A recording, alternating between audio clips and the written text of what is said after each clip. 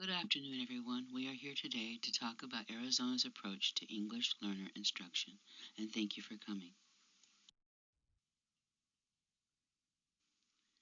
Arizona's definition of an English learner, according to the Arizona House Bill 2313, English learner or limited English proficiency student means a student who does not speak English or whose native language is not English, and who is not currently able to perform ordinary classwork in the English language.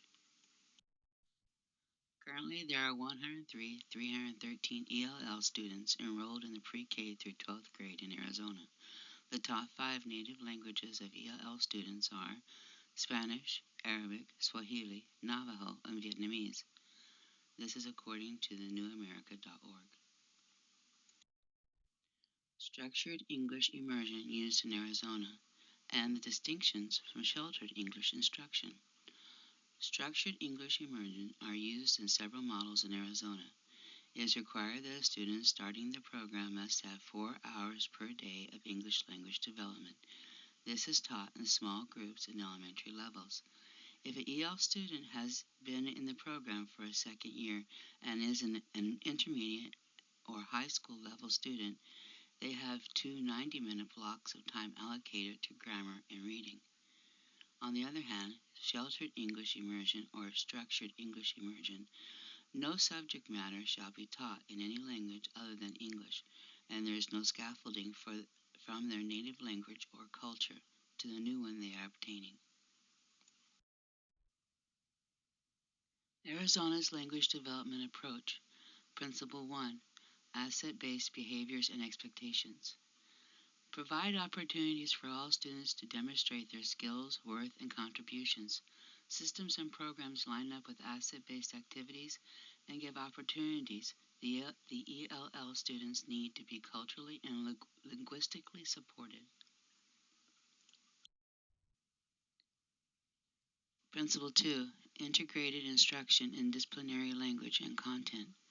Both the homeroom teacher and the ELL teacher work together to support the ELL students by scaffolding content and standards along with the English language proficiency standards. This cooperation will assist students' understanding in content knowledge and language autonomy. Principle 3. Targeted and explicit language instruction. Both the English language proficiency standards and tailored instruction in grade level content material are used to teach and support the ELL student in learning his or her new language. Principle 4. Assessment, monitoring, and feedback. It is very important to monitor the student's progress with summative, formative, and diagnostic tools. These will be used to inform instruction along with the English language proficiency standards, and the feedback is also necessary to help students set their own goals. Student agency, giving the students a voice of confidence. Through participation in targeted and explicit language instruction, EL students will develop a sense of voice, confidence, and self-efficacy around their language use. This learning style will help the students self-regulate and foster a feeling of ownership and motivate their engagement in the acquired new language. Arizona's SEI models. The state board approved models are Pull Out, 2-hour, Newcomer, and 50/50 DLI model. Schools must implement one of these state-approved SEI models provided here. So which model is a best fit for your EL students? According to the SEI Model Implementation Guide, it depends on the needs of the district, grade levels, proficiency levels, and qualified staff to implement the chosen model. Are the students who need help the most receiving the intense instruction?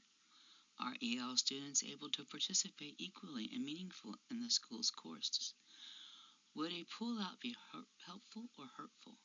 Also, more than one model may fit the needs of the varied skills of the students.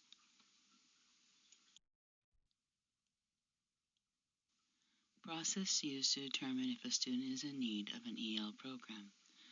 On the first day of school, a questionnaire is submitted by the parent. If the parent answers yes to any of the three questions, the student is tested by the Arizona English Language Learners Assessment, or AZELA. A teacher may also nominate a student to be tested if they believe the student needs the program. Once in the program, with the parent's permission, the students are given instruction through the models spoken of earlier, as well as the students are tested yearly by the AZELA.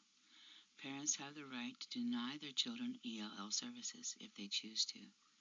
It is thought that as many as 11% to 18% students in need of ELL services go unnoticed.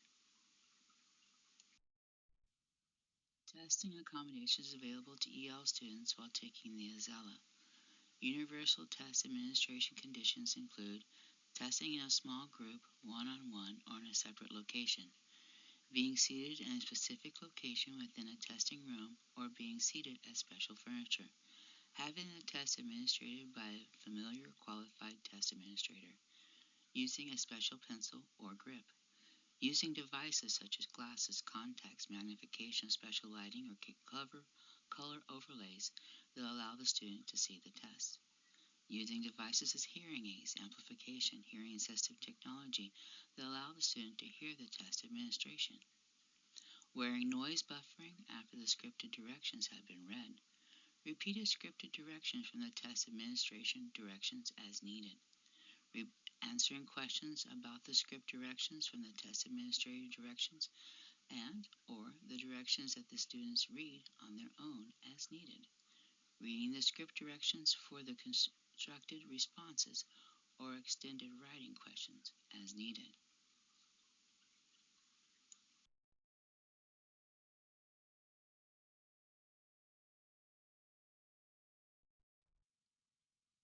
Parents and guardians' rights. Parents and guardians have the right to deny EL services. If so, the child will be withdrawn from the services. The parents are the ones to make this request. If the parent has limited English, they have the right to written guidance informing them of their rights as a parent. The parents also have the option to choose another program or method of instruction if provided by the school. EL students, even though withdrawn by parents and guardian, must continue to take the yearly AZELA until they pass with an overall proficiency level. Parents or guardians may enroll their child back into the EL services at any time.